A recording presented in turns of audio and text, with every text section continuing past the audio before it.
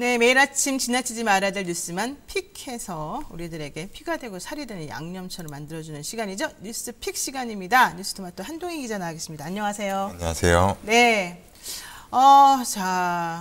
이제 코로나 얘기를 안 하고 넘어가는 날이 별로 없을 정도로 좀 심각한 상황인가 봅니다. 거리두기 4단계의 추가 방역 가능까지 도대체 더 이상 뭐 어떻게 하라는 거냐? 우리 한계다 이런 얘기 나오고 있지 않습니까?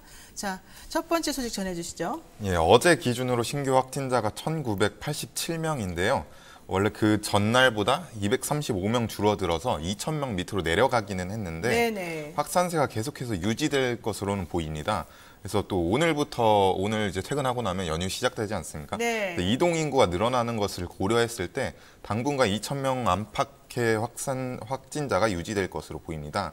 그래서 정부도 지금 4차 대유행에 대해서 확산세를 꺾는데 한계가 있다 이렇게 네. 판단을 해서 지금 수도권 4단계, 비수도권 3단계를 거리두기를 시행을 하고 있는데 여기에 추가 방역을 더 마련하겠다 이런 방침입니다.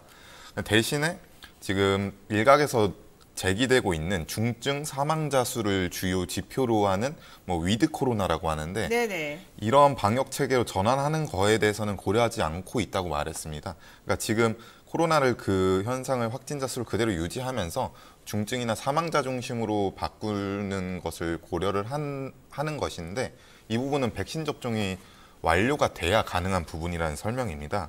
그래서 전문가들은 이제 현재 4단계 조치로 부족하기 때문에 극약 처방은 식당이나 카페, 마스크를 벗는 공간에 대해서 더 강력한 금지 조치를 취해야 되는 거라고 하는데요. 네. 그래서 다중이용 시설을 지금 금지를 해야 된다. 출입 제한 조치를 해야 된다. 이렇게 얘기를 하고 있고요. 네. 그리고 지금 현재 거리두기 조치가 사적 모임에 중심이 잡혀 있습니다. 그렇죠. 그래서 공적 모임이나 다중이용 시설 이 부분에 대해서 조치를 취하지 않으면 현재 확산세를 꺾기 어려울 것이다. 이렇게 주장을 하고 있습니다. 네, 그렇군요. 근데 이런 상황에서 사실은 이 백신 수급이 좀 문제가 되면서 네. 모더나 때문에 다들 불안하고 걱정이 많은데 네.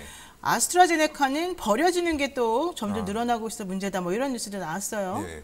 일단은 정부가 9월까지 1차 접종을 70%, 네. 그리고 11월까지 전 국민 70%를 완료하겠다는 계획이고요. 네. 그래서 모더나에 문제가 있지 않습니까? 모더나가 일단 공급 물량이 4천만 회분으로 가장 많은데 모더나의 공급 차질이 생기면서 지금 정부 실무 협상팀이 미국으로 출국을 했습니다. 네, 4명이 갔어요. 네. 예. 그래서 일단 오늘 출국을 했기 때문에 내일 회의를 할 것으로 보이고요. 문제가 하나 있는데 계약서상에 정부와 모더나사가 계약을 하는 과정에 공급 일정을 담지 않았다. 그래서 모더나의 잘못을 물을 수 있냐 이런 지적도 계속해서 나오고 있습니다. 그렇죠. 사실 계약서상으로는 모더나는 그냥 노력만 하면 되는 거예요. 네. 불측의 손해가 있다 하더라도 본인들이 책임을 지지 않게 되어 있습니다. 그게 또 어쩔 수 없는 또 상황이고 우리나라에만 있는 문제는 아니니까요. 네, 그렇습니다. 자, 어쨌든 협상 잘 해보시고 근데 협상해도 사실은 없는 물건은 주겠어요. 다음에 좀 더 열심히 해보겠다 이 정도의 수준인 것 같은데 또 다른 방역 대책도 마련해야 될 것 같습니다.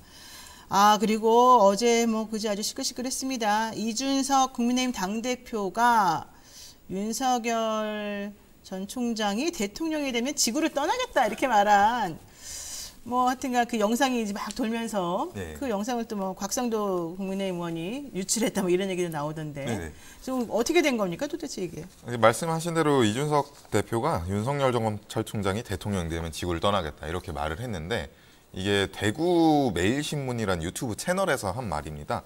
그 당시에 이 대표가 뭐라고 했냐면 난 문재인 대통령이 되면 이민 가겠다고 한 사람이다. 이러면서 웃으면서 한 얘기기는 한데요. 네, 농담인가요? 일단 농담이라고는 얘기를 했는데 농담을 가장한 진담일 수 있다. 네, 농담을 가장한 진담이 맞는 말인 것 같습니다. 네. 그러니까 이게 말씀하신 대로 곽상도 의원이 대구 지역구를 가지고 있는데 그렇죠. 그래서 잘 알고 있으니까 그 페이스북에 공개를 했고요. 그러면서 놀라움을 감추지 못했다 이렇게 지적을 했습니다. 네. 근데 농담이 아니라 진담이냐 이 얘기는 이준석 대표의 그간의 생각을 보면은 유추를 할 수 있는 부분인데 지난 2019년 12월에 네. 바른미래당 최고위원일 당시에 유튜브 채널에 출연을 해서 21대 국회 바라는 점이 뭐냐 이런 질문을 듣고 21대 국회에서 내가 있는 당이 압승을 해서 나중에 유승민을 대통령으로 만들겠다 이런 발언을 했었습니다. 네. 그러니까 이준석 대표가 바른미래당과 바른정당의 유승민 의원과 함께 있으면서 뭐 정치적인 공유를 함께 했었고 네. 유 전 의원과 이 대표의 아버지가 친분이 있는 것으로 알려져 있습니다. 뭐 대학 동기라고 그러죠? 네. 예. 그래서 뭐 총선 전에 보수 야권 토막할 때까지 유승민 의원이랑 함께 했고 뭐 유승민 의원 개파다 뭐 이런 식으로 분류가 됐었기 때문에 뭐 지금 그 해당 발언이 문제가 되고 있는 것이고 사실 윤석열 전 검찰총장이 그러는 이유도 뭐 어느 정도는 이해할 수 있을 것 같습니다. 뭐 네. 경선 과정에서 유승민 의원에게 필요한 룰을 만드는 것 아니냐 이런 얘기가 계속해서 나오고 있기 때문에 네. 계속해서 갈등이 있을 것으로 보이고요. 그리고 신지호 정무실장이 뭐 라디오 인터뷰에서 헌법과 법률에 근거하지 않은 것은 탄핵됐고 그런 것 아닌가 이렇게 말을 하지 않았습니까? 네. 이래서 이 대표도 발끈을 하고 했는데 일단은 윤 전 총장과 이 대표가 통화를 하면서 일단 화해는 하기는 했습니다. 근데 네. 이게 계속해서 향후 경선 과정에서 이 대표가 유승민 전 의원을 지지하는 듯한 그런 모습을 보인다면 계속해서 논쟁이 신경전이 계속해서 벌어질 수밖에 없고요. 뭐 민주당에서도 이심 송심 뭐 이런 얘기 나오지 않습니까? 네. 같은 차원의 얘기로 보일 것으로 보이고요. 네. 그래서 18일에 경선준비위원회 주간 토론회가 1차 분수령인데 윤 전 총장을 제외하고는 일단 다 나온다고 했고요. 윤 전 총장도 일단 나올 의향은 있다고 했는데 지켜봐야 될 것 같고 뭐 재밌는 부분은 홍준표 의원이 더 이상 뭐 문재인 정권에 부역한 것에 대해서 참회와 반성이 없이 점령군처럼 행세하는 것을 더 이상 묵과할 수 없다. 윤석열 전 총장에 대해서 한 말이에요. 네. 예. 토론회 때 보자 이렇게 얘기를 그렇죠. 했습니다. 네. 그러니까는 일단 뭐 이준석 당대표가 2019년 12월에 뭐 유튜브로 그런 말을 하기도 했지만 네. 올해 당대표 선거에 출마하면서도 또 사실 그 얘기를 했어요. 네. 그리고 그간의 행보와 그간의 이제 유승민 전 의원과의 관계를 고려해 보면 그리고 또 그때 당시 나경원 네. 그 전 의원이 같이 이제 참여를 하면서 당대표 나가면서 만약에 이준석 당대표가 되면은 유승민 만들려고 대통령 만들려고 하는 거 아니냐 이런 우려를 또 표하기도 했었기 때문에 전혀 근거가 없다고 말할 수는 좀 없는 게 아닌가 싶고요. 또 홍준표 의원이 왜 이렇게 윤석열 전 총장을 계속해서 까는가 뭐 뻔한 거 아니겠습니까? 예, 그래서 지지율이 오르고 있습니다. 홍준표 그러니까 의원도. 예. 예. 아 진짜 사람들이 이렇게 지지를 올리는 방법이 여러 가지가 있는데 윤석열 전 총장 때문에 지금 올리는 사람이 원희룡 네. 전 제주지사 저는 아니겠죠. 아직까지 그건 아니겠지만 홍준표 의원 등등인 것 같습니다. 우리도 한번 이렇게 노이즈 마케팅 해볼까요? 네, 자 그리고요 가짜뉴스 처벌법 이렇게도 불리웁니다. 언론중재법 지금 민주당에서 발의를 해놓았습니다만 여기저기서 계속해서 저항이 많이 심하죠. 국민들의 다수는 이거 필요하다 이렇게 네. 얘기를 하고 있습니다만은 그러고 나니까 더불어민주당이 이 개정안에 대한 얘기를 지금 하고 있습니다. 이 개정안에 대한 수정안을 제시를 하면서 어떻게 된 거죠?